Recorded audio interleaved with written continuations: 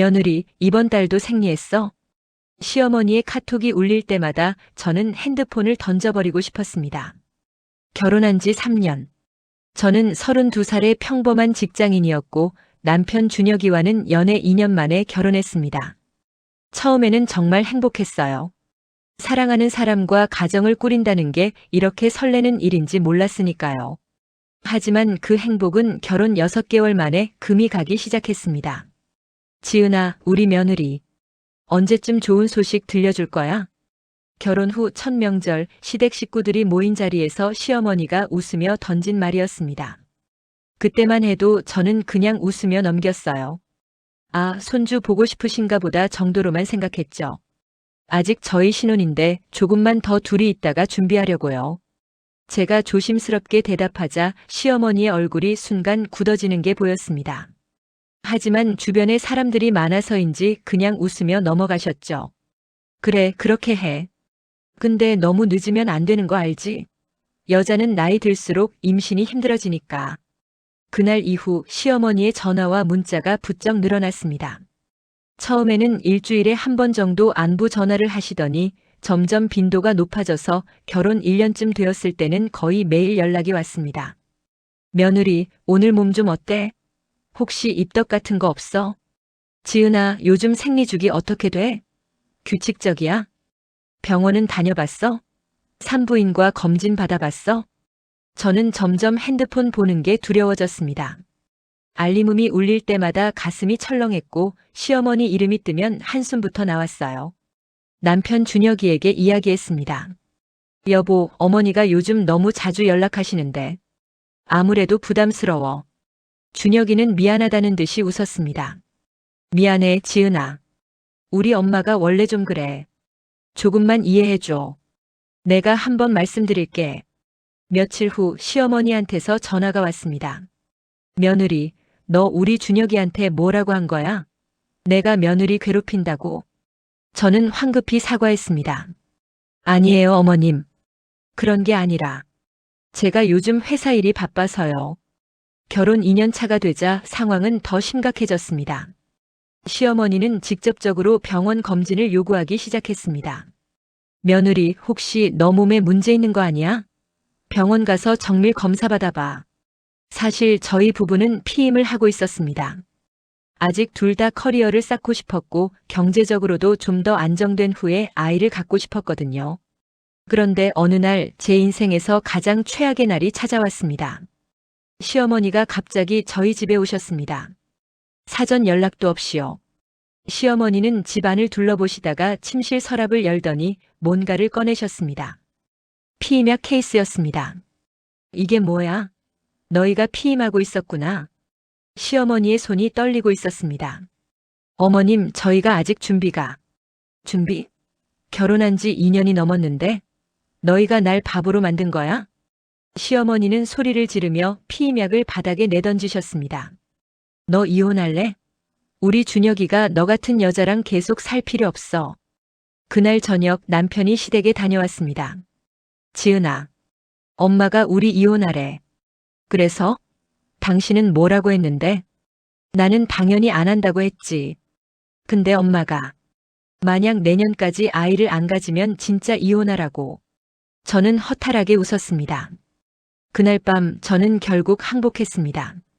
여보, 우리 피임 그만둘까? 2장 마이너스 선택 임신, 그리고 예상치 못한 진실. 피임을 중단한 지 3개월 만에 저는 임신했습니다. 두 줄이 그어진 임신 테스트기를 보면서 저는 복잡한 감정에 휩싸였습니다. 기쁨보다는 불안감이 더 컸어요. 남편은 바로 시어머니께 전화했습니다. 엄마, 지은이가 임신했어요. 시어머니는 1시간도 안 돼서 저희 집에 오셨습니다. 며느리 고생했어. 이제부터는 몸 조심해야 해. 시어머니는 180도 달라진 모습이었습니다. 온갖 한약과 영양제를 가져오시고 매일 안부 전화를 하셨어요. 하지만 시어머니의 관심은 온통 손주에게만 쏠려 있었어요. 저는 그저 손주를 낳아줄 도구일 뿐이라는 생각이 들었습니다. 임신 3개월쯤 입덧이 심해졌습니다.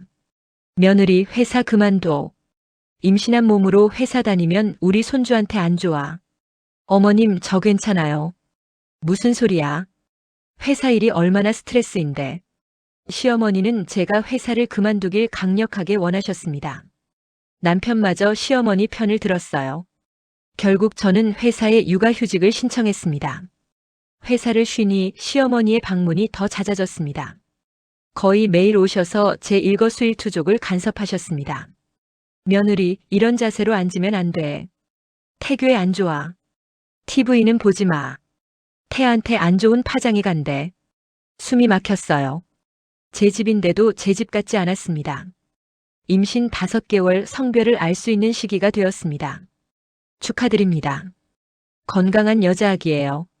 그 순간 시어머니의 얼굴이 변했습니다. 여자아이요? 병원을 나오는 길 시어머니는 한마디도 하지 않으셨습니다. 집에 도착하자마자 시어머니가 말씀하셨습니다. 며느리, 너 둘째는 꼭 아들 낳아야 해. 저는 어이가 없었습니다. 아직 첫째도 낳지 않았는데. 어머님, 저 아직 첫째도 안 낳았는데요. 알아. 근데 미리 말해두는 거야. 우리 집안은 대를 이어야 하니까. 그날 밤 남편에게 말했습니다. 여보, 어머니가 둘째는 아들 낳으래. 이게 말이 돼? 지은아, 엄마가 원래 아들을 원하셨어. 임신 7개월쯤 저는 우연히 시어머니의 전화통화를 엿듣게 되었습니다. 응, 며느리가 임신했어. 근데 딸이래. 아휴, 실망이야. 며느리? 뭐 그냥저냥이지. 순종적인 편이야. 내 말 잘 들어. 그래서 마음에 들어. 아들만 낳았으면 완벽했을 텐데. 저는 얼어붙었습니다. 시어머니는 저를 사람으로 보는 게 아니었어요. 눈물이 주르륵 흘러내렸습니다. 저는 그날 결심했습니다. 더 이상 이렇게 살 수 없다고. 3장 마이너스 반복 출산 후 더 깊어지는 지옥. 딸 서연이를 낳았습니다. 출산은 고통스러웠지만 아기를 처음 봤을 때 모든 게 잊혀졌어요. 작고 예쁜 제 딸. 하지만 시어머니는 병원에 오셔서 첫마디로 이렇게 말씀하셨습니다. 고생했어, 며느리.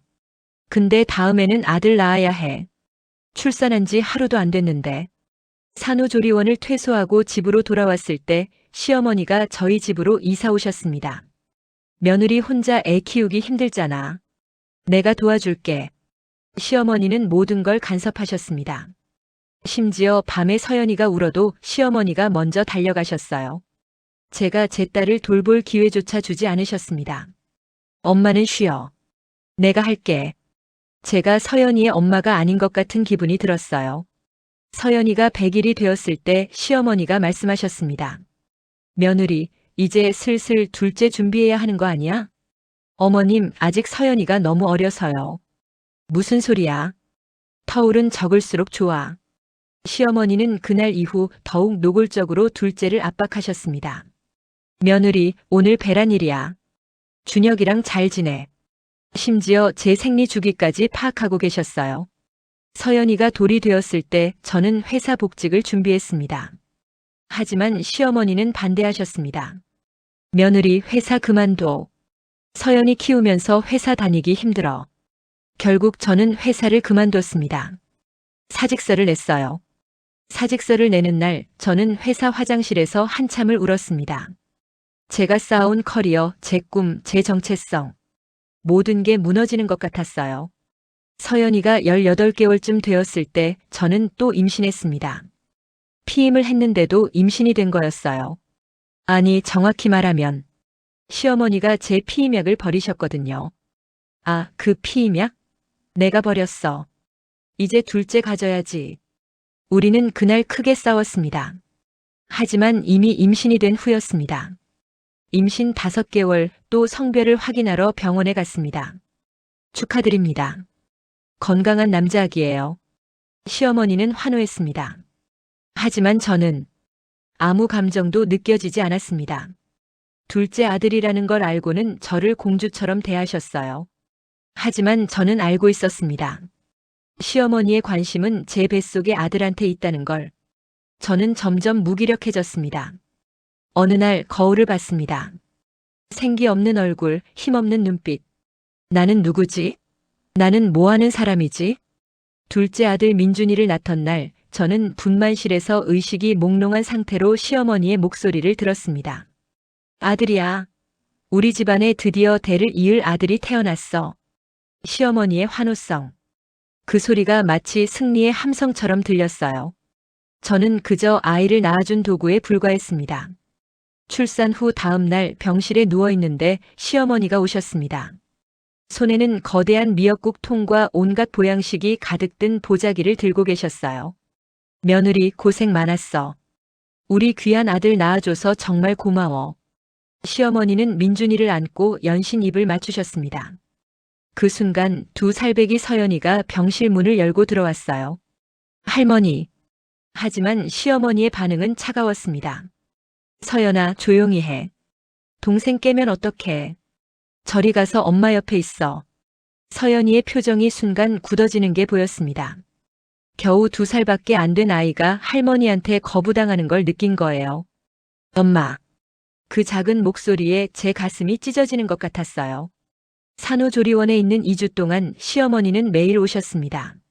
하지만 저를 보러 오신 게 아니라 민준이를 보러 오신 거였어요. 며느리, 모유 잘 나와? 우리 손주 잘 먹여야 해. 저에 대한 관심이 아니었습니다. 모든 게 민준이를 위한 것이었어요. 집으로 돌아가는 차 안에서 시어머니가 말씀하셨습니다. 며느리, 이제부터가 진짜 시작이야. 특히 우리 민준이는 내가 잘 돌볼게. 서연이는요? 라고 묻고 싶었지만 입 밖으로 나오지 않았습니다. 집에 도착하자마자 저의 지옥이 시작되었습니다. 민준이는 밤낮으로 울었습니다. 신생아라 2시간마다 수유를 해야 했고 제대로 잠을 잘 수가 없었습니다. 그런데 더 힘든 건 서연이었어요. 서연이는 동생이 태어난 후로 완전히 변했습니다. 밤에 자다가 자주 깼고 이유 없이 울고 저한테 계속 매달렸어요. 엄마 안아줘. 엄마 같이 자자. 엄마 나랑 놀아줘. 서연이는 끊임없이 저를 찾았습니다. 하지만 저는 민준이 돌보느라 정신이 없어서 서연이를 제대로 돌볼 수가 없었어요. 서연아, 엄마 지금 동생 젖 먹이고 있어. 조금만 기다려. 저는 매번 서연이를 밀었습니다. 그럴 때마다 서연이의 표정이 어두워지는 게 보였어요. 어느 날 서연이가 넘어져서 무릎을 다쳤습니다. 피가 나고 서연이는 울면서 저를 찾았어요. 엄마, 아파. 저는 민준이를 재우던 중이었습니다. 서연아, 잠깐만. 그때 시어머니가 말씀하셨습니다. 서연아, 그까짓 거 가지고 왜 울어? 언니니까 참아야지. 동생 깨면 어떡해. 서연이는 그 자리에 주저앉아서 혼자 울었습니다. 저는 황급히 서연이한테 갔어요. 서연아, 미안해. 어디 아파? 서연이는 저를 보더니 와락 안겼습니다. 엄마. 엄마는 이제 나 안 사랑해? 그 순간 제 심장이 멎는 것 같았습니다. 매일 밤이 전쟁이었습니다. 민준이는 밤에 2시간마다 깼습니다. 수유하고 트림시키고 기저귀 갈고. 그렇게 30분에서 1시간이 걸렸어요. 다시 잠들면 1시간 후에 또 깨는 거였습니다. 저는 제대로 잠을 잘 수가 없었어요. 하루에 23시간? 그것도 토막잠으로요. 남편은요? 남편은 회사에 갔다 와서 밥 먹고 바로 잤어요. 여보, 오늘 좀 도와줄래? 나 너무 힘들어. 지은아, 나도 회사에서 일하느라 힘들어. 내일 아침 일찍 출근해야 해서. 나는 24시간 일하는데? 그래도 엄마가 아이들 돌보는 게 당연한 거 아니야? 저는 할 말을 잃었습니다. 시어머니는 민준이만 돌보셨습니다. 민준이 기저귀 갈고 민준이 목욕시키고. 하지만 서연이는 제 몫이었습니다. 집안일도 제 몫이었어요. 며느리, 집이 왜 이렇게 지저분해? 청소 좀 해. 며느리, 빨래 쌓였어. 민준이 옷 없잖아. 저는 로봇처럼 움직였습니다. 아이 돌보고 청소하고 빨래하고 밥하고. 한 달쯤 지났을 때 저는 완전히 무너진 날이 왔습니다. 그날은 유독 힘든 날이었어요. 민준이가 밤새 울어서 1시간도 못 잤고 서연이는 아침부터 떼를 쓰고 시어머니는 컨디션이 안 좋다며 방에만 계셨습니다. 아침 8시 서연이한테 밥을 먹이는데 서연이가 밥그릇을 엎었습니다. 서연아, 왜 그래? 저도 모르게 소리를 질렀어요. 서연이는 깜짝 놀라서 울기 시작했습니다. 으앙. 서연이 울음소리에 민준이도 깨서 울기 시작했어요. 으아앙. 두 아이가 동시에 우는 소리. 저는 정신이 아득해졌습니다. 제발. 제발 좀 그쳐. 저는 바닥에 엎질러진 밥을 치우면서 서연이를 달래려 했습니다. 서연아, 미안해. 하지만 서연이는 계속 울었고 민준이도 계속 울었어요. 저는 민준이를 안으려고 갔습니다. 그런데 그 순간 발이 미끄러졌어요. 아! 저는 그대로 넘어졌습니다. 무릎을 세게 부딪혔어요. 통증이 밀려왔습니다. 저는 바닥에 쓰러진 채로 그냥 그 자리에 있었습니다. 두 아이는 계속 울고 있었고 저는 바닥에 누워서 천장을 바라봤어요. 이게 내 인생인가? 눈물이 흘러내렸습니다. 그때 시어머니가 방에서 나오셨습니다. 며느리, 왜 이렇게 시끄러워?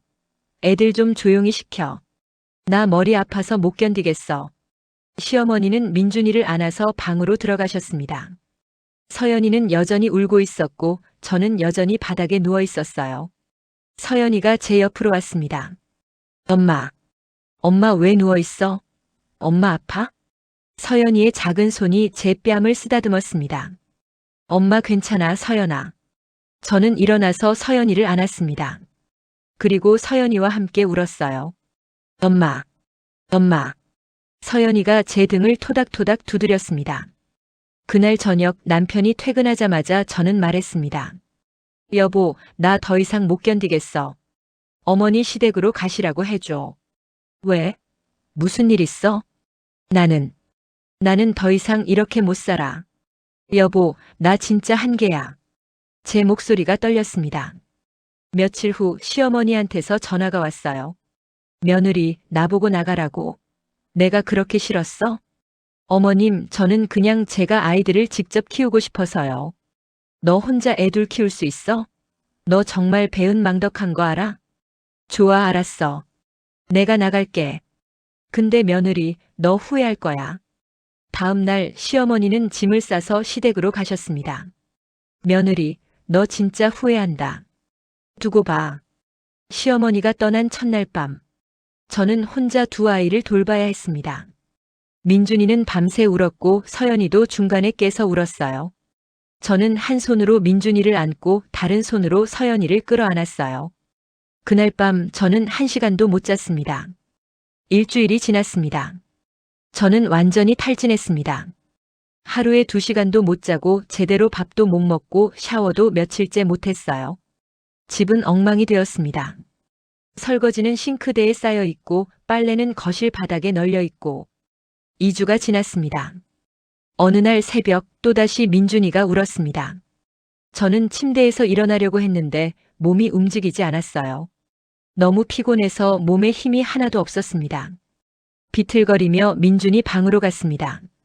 민준이를 안으려는 순간 눈앞이 깜깜해졌습니다. 저는 그대로 쓰러졌습니다. 다음 순간 남편이 저를 흔들고 있었습니다. 지은아, 지은아, 괜찮아? 남편은 저를 병원에 데려갔어요. 의사 선생님은 말씀하셨습니다. 산후 우울증과 극심한 피로가 겹쳤네요. 이대로 가면 큰일 날 수 있어요. 남편은 제 손을 꼭 잡았습니다. 미안해, 지은아. 정말 미안해. 그날 저는 친정엄마께 전화했습니다. 엄마, 나 너무 힘들어. 도와줘. 친정엄마는 그날 바로 오셨습니다. 지은아, 너 왜 이렇게 됐어? 엄마는 저를 꼭 안아주셨습니다. 엄마는 저를 침대에 눕히고 두 아이를 돌봐주셨습니다. 지은아, 너 이렇게 살면 안 돼.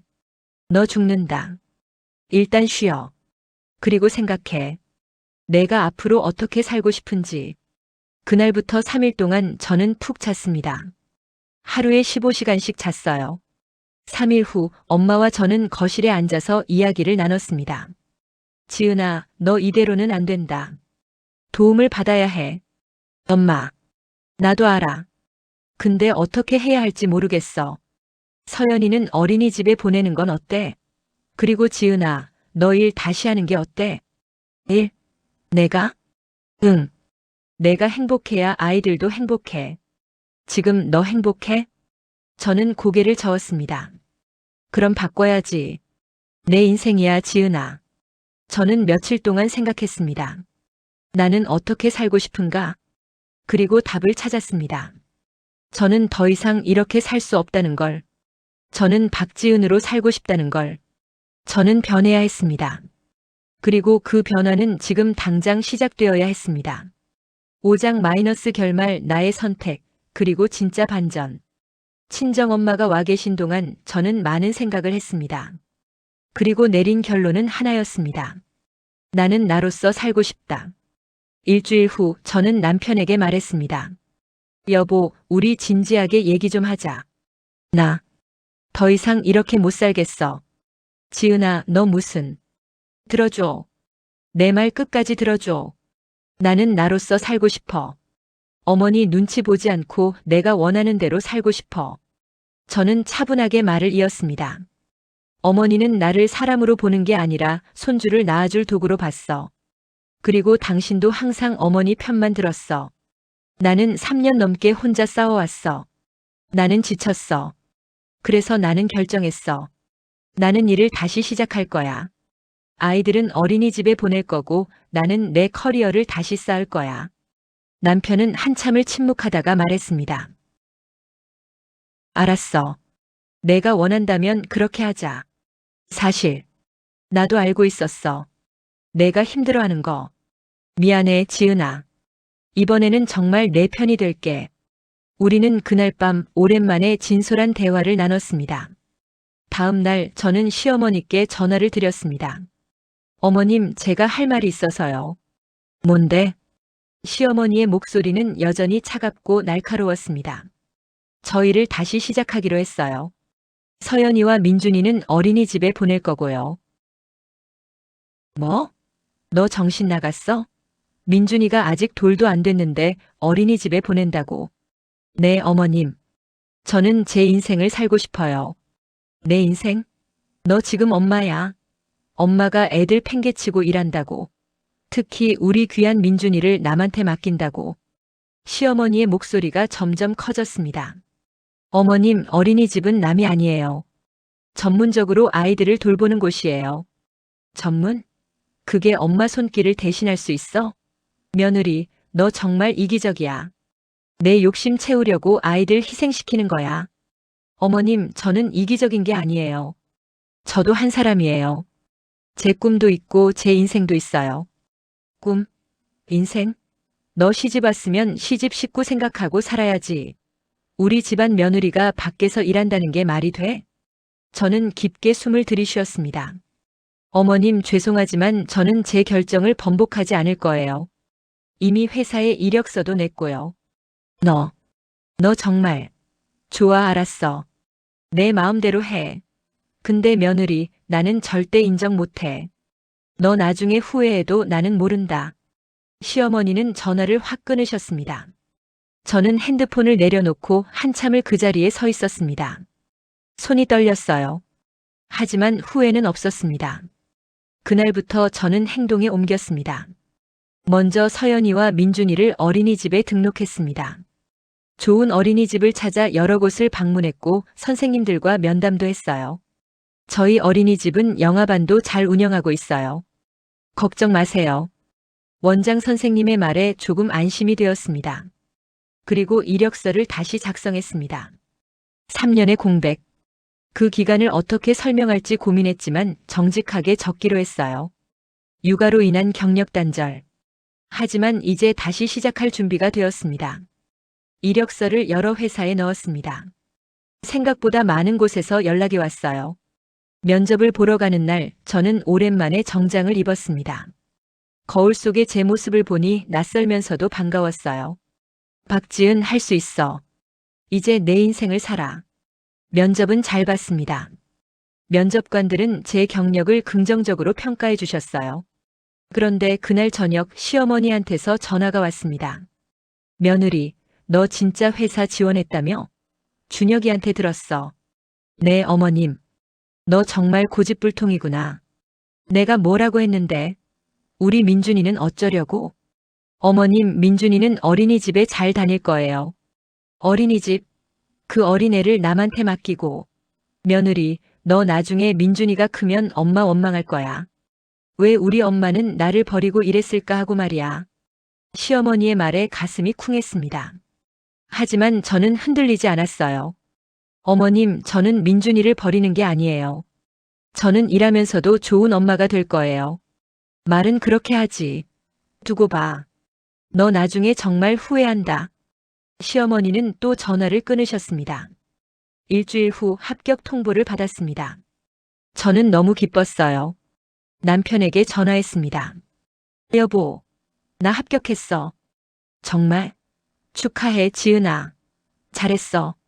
남편은 진심으로 기뻐해 주었습니다. 하지만 그날 밤 남편한테서 전화가 왔어요. 지은아, 엄마한테 전화 왔었어. 내가 합격했다고 하니까 엄마가 막 화내시더라. 뭐라고 하시던데? 내가 애들 버리고 일한다고. 우리 집안 망신시킨다고. 그리고 내가 왜 너를 말리지 않았냐고. 저는 한숨을 쉬었습니다. 여보, 당신은 어떻게 생각해? 나는 지은이를 지지해. 엄마가 뭐라고 하셔도 나는 내 편이야. 남편의 말에 힘이 났습니다.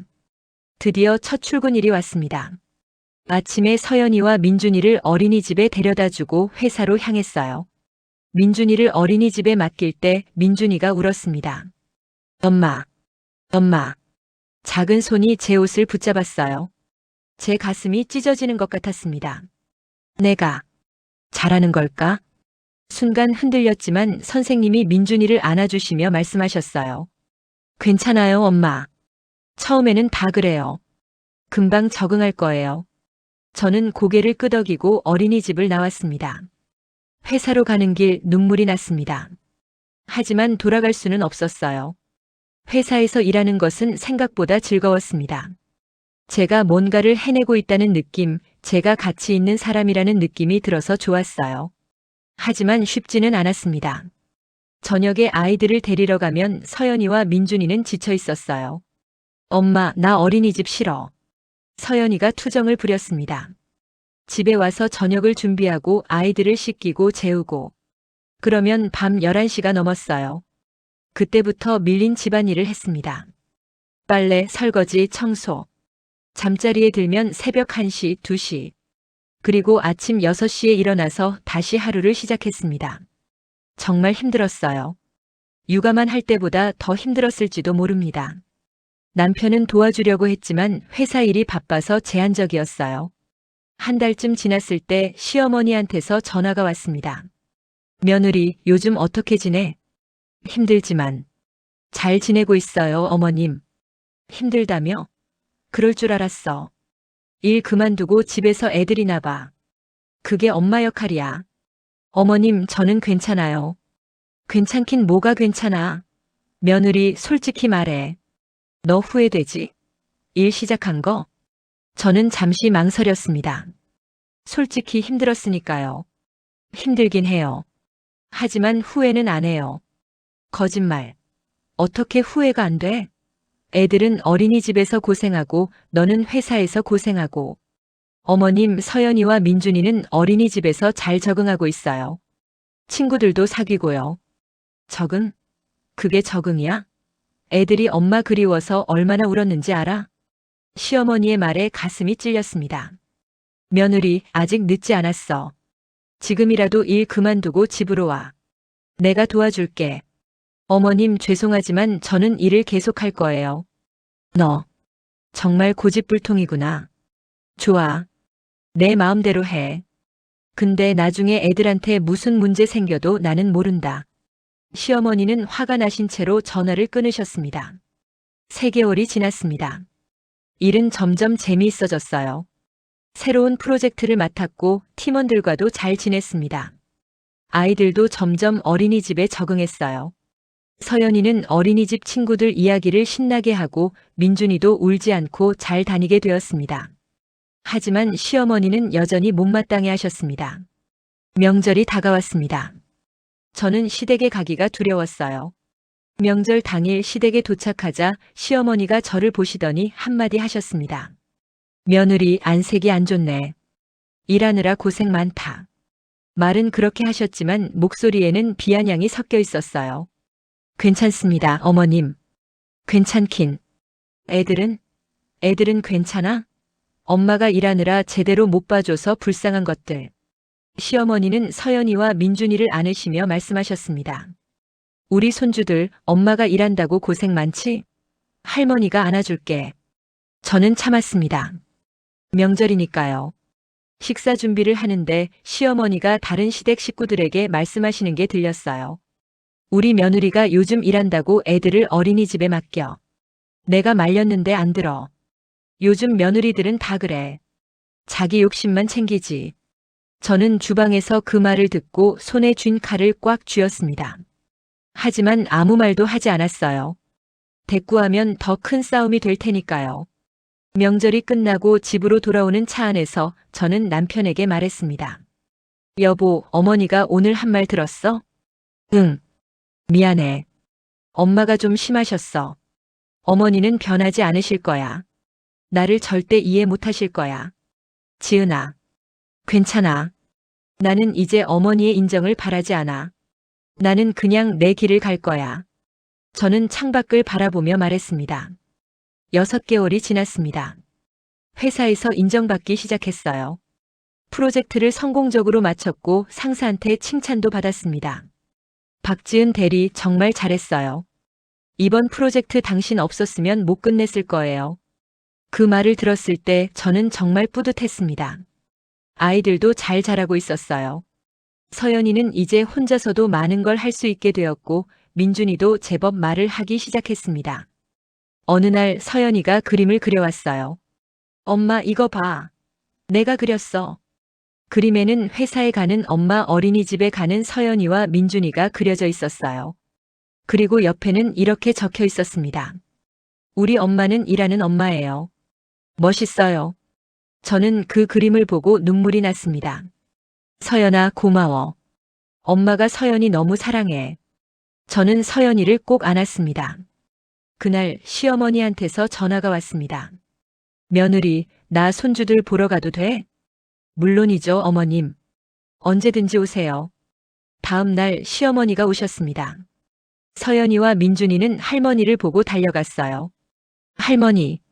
시어머니는 손주들을 안으시며 물어보셨습니다. 우리 손주들 어린이집 어때? 재미있어? 응. 재미있어. 친구들이랑 놀아. 서연이가 신나게 대답했습니다. 시어머니는 저를 쳐다보셨어요. 표정이 복잡했습니다. 며느리, 너 일은 잘 되고 있어? 네, 어머님. 잘 되고 있어요. 그래. 시어머니는 한참을 침묵하시다가 말씀하셨습니다.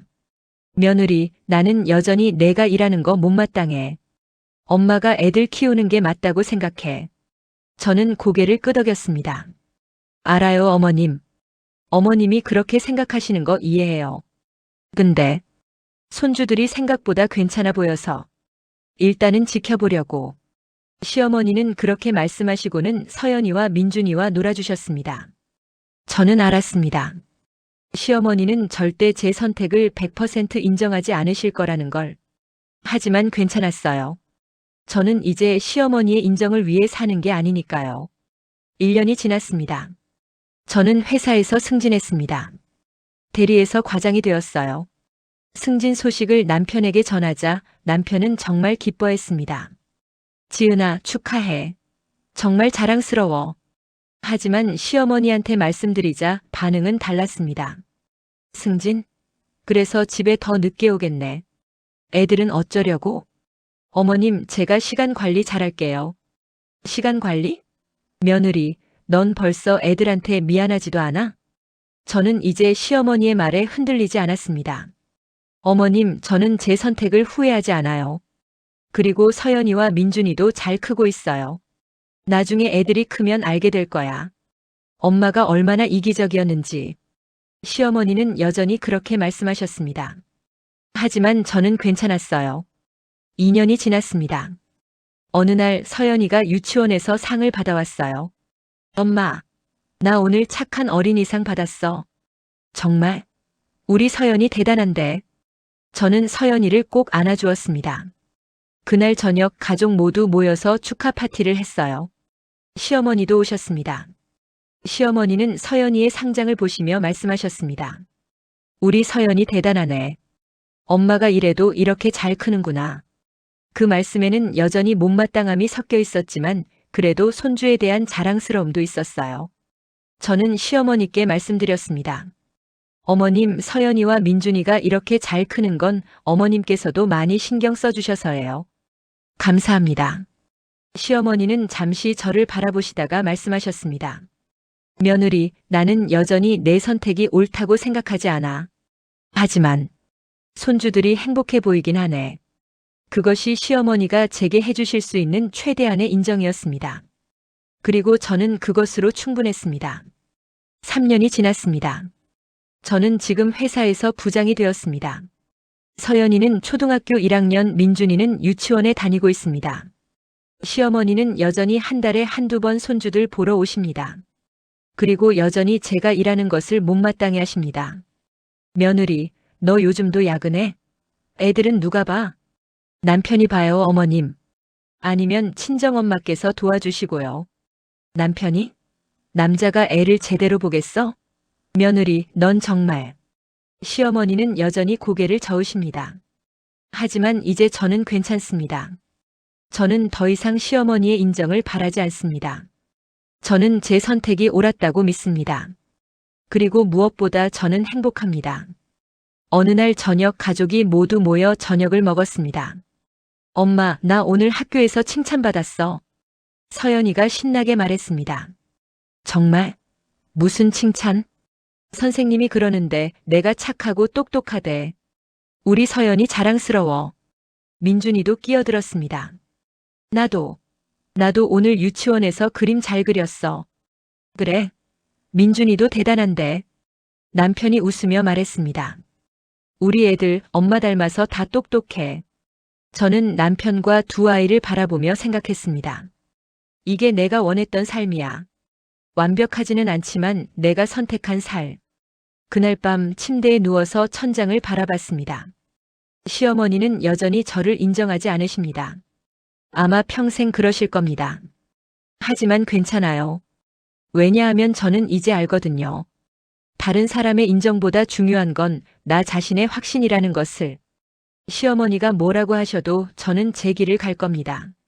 며느리로서도 엄마로서도 직장인으로서도 최선을 다하며 살아갈 겁니다. 그리고 무엇보다 박지은이라는 한 사람으로서 당당하게 살아갈 겁니다. 이것이 제 이야기입니다. 시어머니의 협박으로 시작되었고 시어머니의 불인정 속에서도 제가 선택한 인생을 살아가는 이야기. 완벽한 해피엔딩은 아닙니다. 시어머니는 여전히 저를 못마땅해 하시고 가끔은 상처받는 말씀도 하십니다. 하지만 그게 현실이에요. 모든 사람이 내 선택을 이해하고 인정해주지는 않습니다. 특히 세대가 다른 사람들은 더욱 그렇습니다. 하지만 중요한 건 그들의 인정이 아니라 내 확신입니다. 저는 제 선택이 옳았다고 믿습니다. 아이들은 건강하게 잘 자라고 있고 저는 제 일을 사랑하며 남편과의 관계도 좋아졌습니다. 시어머니와의 관계는 여전히 불편하지만 저는 더 이상 그것 때문에 제 인생을 포기하지 않습니다. 그리고 이 이야기를 듣고 계시는 여러분께 말씀드리고 싶습니다.